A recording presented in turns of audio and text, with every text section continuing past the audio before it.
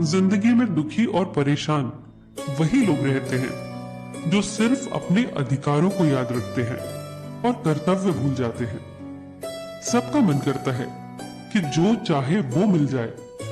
लगता है कि जीवन तब कितना खूबसूरत हो जाएगा, बस इच्छाएं पूरी होती रहे।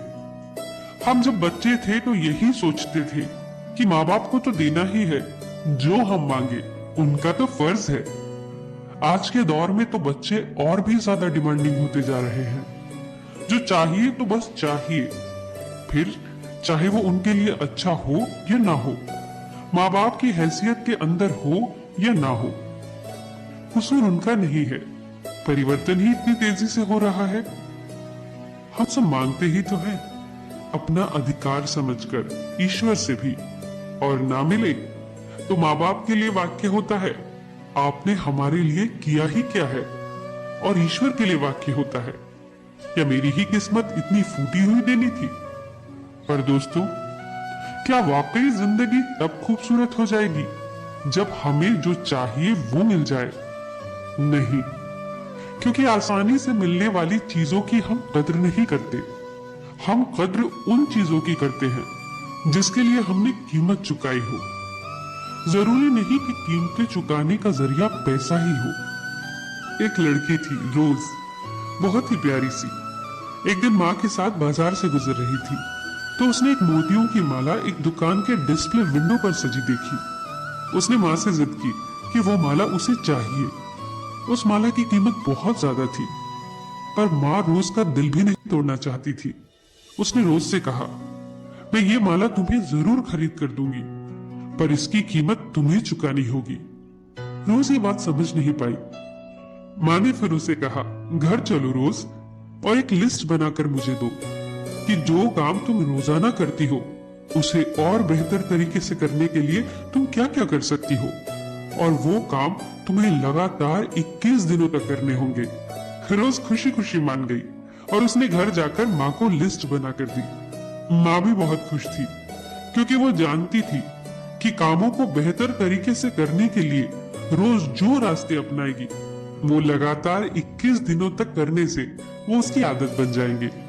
रोज ने अपना वायदा निभाया और 21 दिनों के बाद वो माला उसके हाथ में थी। उसकी तो खुशी का ठिकाना नहीं था। वो माला उसके लिए बेशकीमती हो गई थी, क्योंकि रोज ने उसकी कीमत चुकाकर उसे पाया था। रोजाना सोने से पहले रोज अपने पापा से कहानियां सुना करती थी, या यूं कहिए कि रोज के पिता उसमें अच्छे संस्कार डालने के लिए रोज कहानी सुनाया करते थे। एक दिन कहानी खत्म करने के बाद रोज के पिता ने उससे पूछा, रोज, क्या तुम मुझसे प्यार करती हो? रोज ने मुस्कुराते हुए कहा, yes papa, of course I love you. Rose, अगर तुम मुझसे प्यार करती हो तो अपनी माला मुझे दे दो। ये सुनकर रोज खामोश हो गई। वो माला उसे जान से भी ज्यादा प्यारी थी। उसने पापा से कहा, पापा, आप वो डॉल ले लो ना जो आप लोगों ने मुझे बर्थडे पर दी थी। ये उत्तर सुनकर पापा मुस्कुराए और बोले, सो जाओ रोज, गुड नाइट। अब ये रोजाना होने लगा।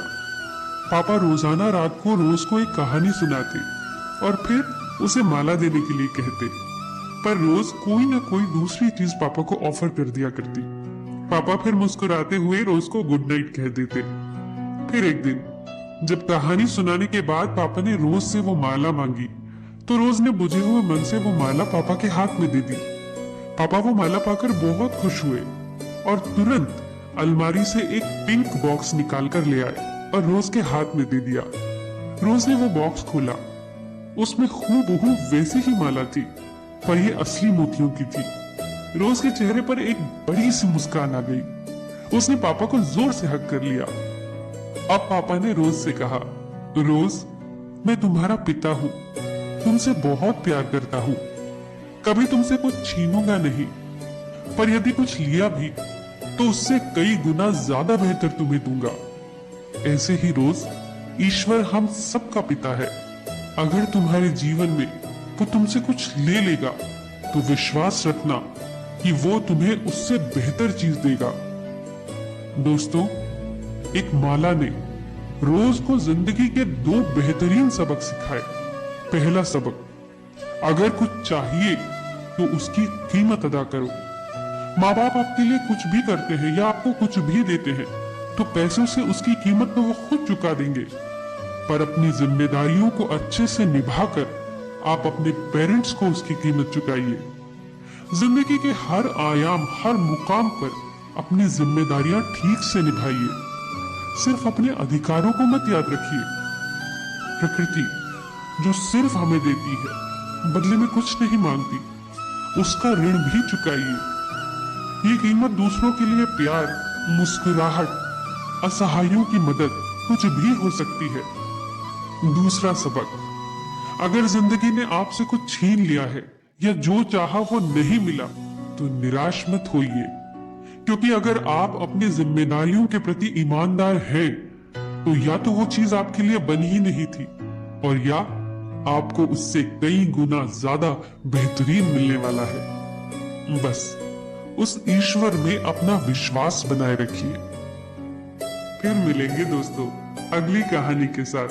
तब तक के लिए अपना ख्याल रखिए और हमेशा मुस्कुराते रहिए।